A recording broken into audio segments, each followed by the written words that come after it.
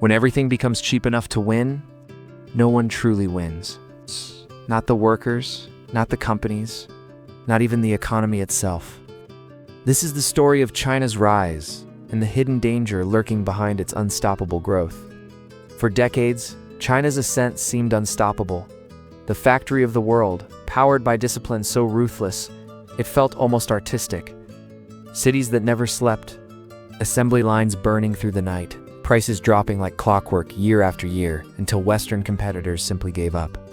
It was a miracle of scale, planning, and human effort, a civilization turning labor into economic horsepower. But every miracle carries a cost. China's greatest strength, its ability to make everything faster, it's bigger and cheaper, is now the very force pulling it down. Welcome to The Financial Historian, where money, power, and history collide. China's story is the story of modern capitalism pushed to its limits, a system that prizes growth above all else, even when that growth threatens the future it depends on. It all began in 1978. When Deng Xiaoping shattered socialism's oldest taboo, he declared that becoming rich was not shameful, it was patriotic. Overnight, peasants became entrepreneurs. The countryside turned into factories. Foreign investors, first from Japan, then the United States. Later, Europe saw a gold mine, cheap labor, endless manpower, and a government eager to strike deals. China opened special economic zones, experimental cities with no bureaucratic drag, no ideological tests, just one goal: attract capital and create exports. And it worked. Too well. Shenzhen, a sleepy fishing village of 30,000, exploded into a metropolis of millions. Within 2 decades, the formula spread everywhere. Every province wanted its own boom. Every city wanted to be the next Shenzhen. Local governments borrowed heavily and built relentlessly highways, power plants, industrial parks, all to lure factories. By the early 2000s, China wasn't just growing. It was consuming the world's demand for everything. Steel, coal, copper, oil. Western companies offshored production by the millions. If it could be manufactured, it would eventually be made in China. But beneath the unstoppable rise lay a dangerous incentive. Success meant being cheaper than everyone else. Local governments cut land prices, lowered taxes, suppressed wages. Companies cut margins, slashed quality, and squeezed profits. Everyone chased growth. No one chased sustainability. It was a race to the bottom disguised as progress. For a while, it didn't matter. Millions of rural workers flooded the cities, willing to work 12-hour days for a fraction of Western wages. Factories never stopped. Ports never slept.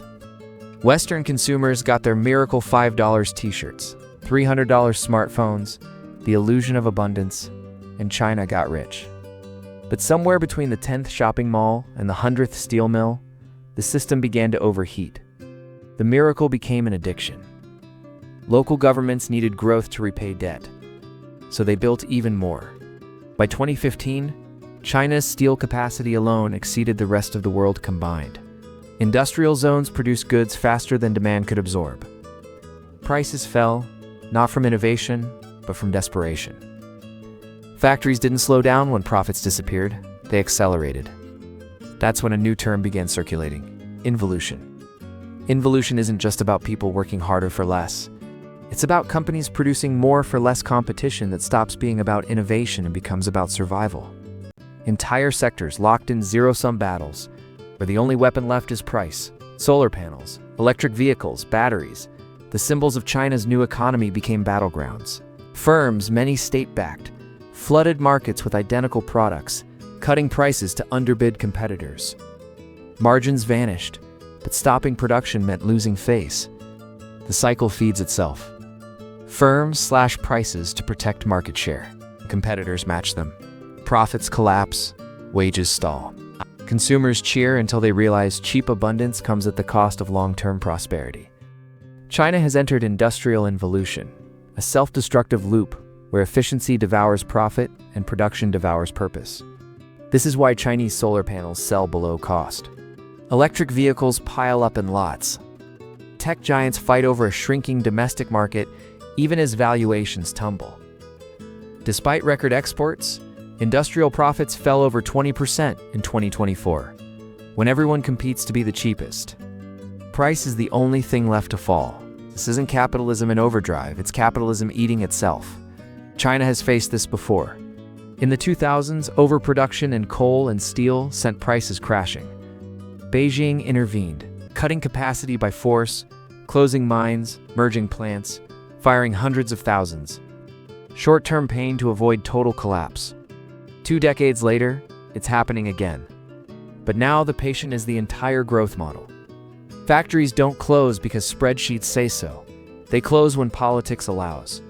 In China, politics rewards motion, even if that motion is running in circles. Behind closed doors, officials see falling profits, stalled wages, rising debt. Publicly, the message is, keep producing, keep growing, keep believing. Stop the machine, and the illusion ends.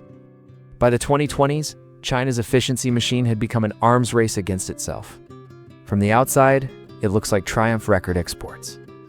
Gleaming factories, pipelines of electric cars and solar panels. Inside, profit margins collapse. Wealth isn't created. It's recycled thinner and faster every year. This is overcapacity. But in China, it's not a flaw, it's policy. Solar panels, EVs, batteries industries that lose money in the short term are kept alive strategically. Subsidies, cheap loans, and tax breaks flood the system. Not to survive, but to eliminate rivals. Flood the market, undercut everyone. Wait. Western competitors, bound by short-term profits, fold. Once global supply depends on China, it can raise prices, dictate terms, dominate the value chain. These aren't old commodities. They're the materials of the future. Lithium batteries, photovoltaic cells, electric drivetrains. On paper, it's genius. In practice, it's fragile. There's a limit to how long an empire can lose money before the system rots. Cheap abundance becomes a trap. Efficiency becomes addiction. Activity turns into politics. Purpose is replaced by momentum. Local governments need factories running to service debt. Banks need borrowing to justify balance sheets. Central government needs all of it to maintain the illusion of employment. Stop any part, and the system begins to unravel. China's problem isn't too little productivity, it's too much. The very force that made it rich, relentless competition, now ensures no one can rest long enough to stay rich. This is what happens when growth becomes identity, when production replaces purpose. Progress is measured by how much cheaper you can make something that no one needs more of. It's industrial scale involution. And like every empire before it, China is learning a timeless lesson. There is nothing more expensive than being too cheap. When a system optimizes everything except balance, eventually the only thing left to destroy is itself. If this gave you a new perspective, hit subscribe. History has the answers, and I'll show you exactly where to look.